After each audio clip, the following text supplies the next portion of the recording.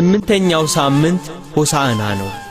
መዝሙረኛው ቅዱስ ዳዊት አስቀድሞ እንደተነበየው የኢየሩሳሌም ሕዝብ ሁሉ ወደ ከተማይቱ ወጥቶ አቤቱ እባክህ አሁን አድን፣ አቤቱ እባክህ አሁን አቅና እያለ በእግዚአብሔር ስም የሚመጣ ብሩክ ነው ይላል።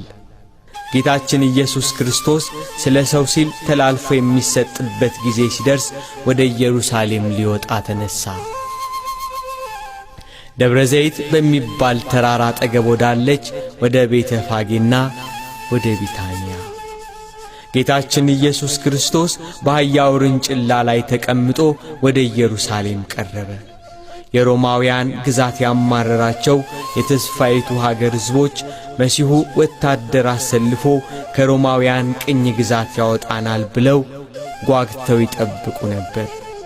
የኢየሱስ ክርስቶስ ተአምር የደረሳቸው ድንቅ ሥራውን የሰሙ ከበረከተው ኅብስት የተቋደሱ ፊቱን ማየት የናፈቁ ቃሉን መስማት የጓጉ ሁሉ ወደ ኢየሩሳሌም ሊቀበሉት ወጡ።